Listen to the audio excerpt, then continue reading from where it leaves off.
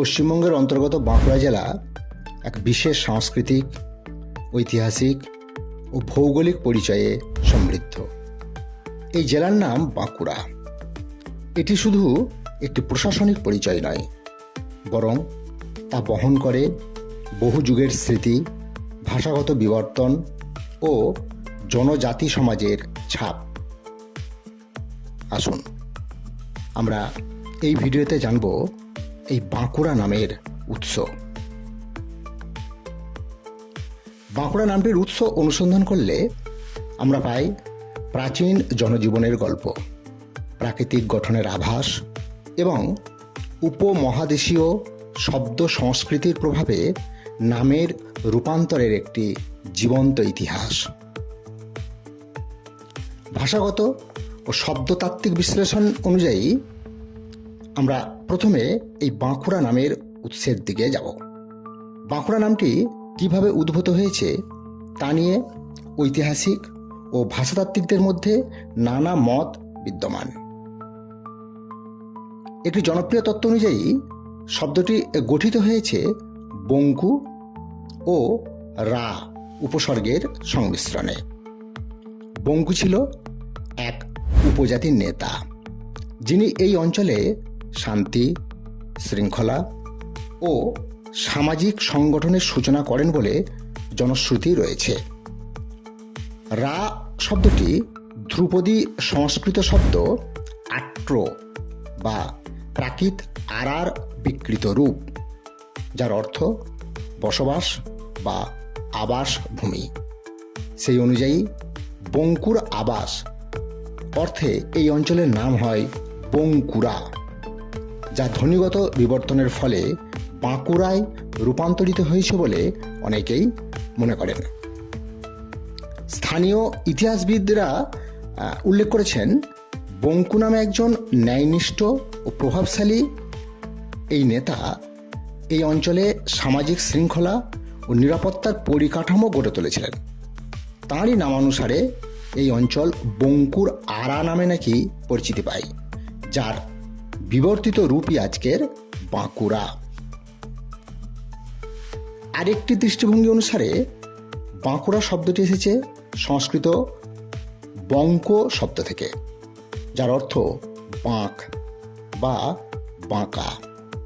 এই অঞ্চলের ভূপ্রকৃতি বিশেষভাবে খণ্ডিত মালভূমি, পাহাড়ি ঢাল ও নদীর আঁকামাকা প্রবাহে গঠিত।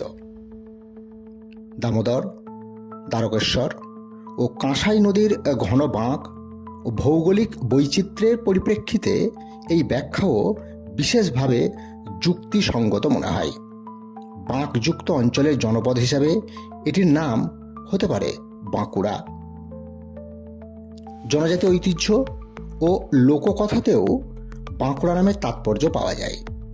বাঁকুড়া অঞ্চলে প্রাচীন কাল থেকে বসবাস করে আসছে সাঁওতাল, মুন্ডা, ভূমিজ, কোল ও চুয়ার জাতিগোষ্ঠী।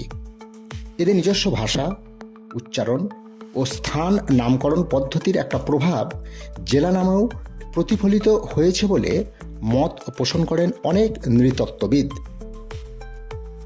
বাঁকুড়া নামটি কোনো আদিবাসী শব্দের অপভ্রংশ বা লোকভাষার প্রতিচ্ছবি হতে পারে, যেটি সময়ের সঙ্গে আধুনিক রূপ পেয়েছে। জেলার সর্বাধিক প্রভাবশালী লোকদেবতা ধর্মঠাকুর স্থানীয়ভাবে বাঁকুড়া রায় নামে পূজিত হন। অনেকের বিশ্বাস, এই দেবতার নাম থেকেই জেলার নামকরণ হয়েছে বাঁকুড়া।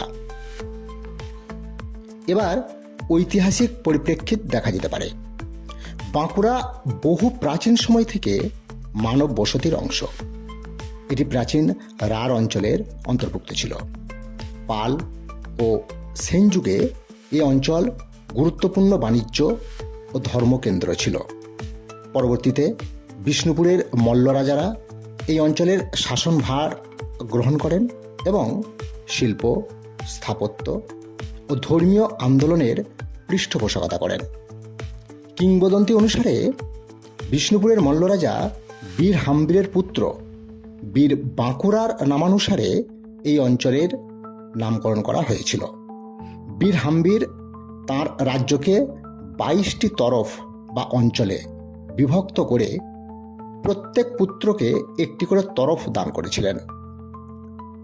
জয়বেলিয়া তরফটি বীর বাঁকুড়ার ভাগে পড়েছিল এবং তিনিই এই শহরটি গড়ে তুলেছেন বলে মনে করা হয়। এই সময় থেকেই বাঁকুড়া একটি সাংস্কৃতিক কেন্দ্র হিসেবে পরিচিতি পায়। ব্রিটিশ শাসনের আমলে 1881 খ্রিস্টাব্দে বাঁকুড়া জেলা হিসাবে গঠিত হয়। বাঁকুড়া নামের উৎস অনুসন্ধান এক গভীর ভাষাতাত্ত্বিক, ভৌগোলিক ও সাংস্কৃতিক অন্বেষণ। এটি শুধুমাত্র একটি স্থানের নাম নয়, বরং তার ভূগোল, জনজাতিগত ইতিহাস, লোকসংস্কৃতি ও ভাষার বিবর্তনের প্রতিফলন। বাঁকুড়া নামটি যেন এক জীবন্ত নিদর্শন, যেখানে ভাষা, ইতিহাস ও প্রকৃতি মিলেমিশে এক অনন্য পরিচয় নির্মাণ করেছে। এর নাম শুধু শব্দ নয়, এ যেন বাংলার মাটির, মানুষের ও মননের এক গৌরবময় ইতিহাস।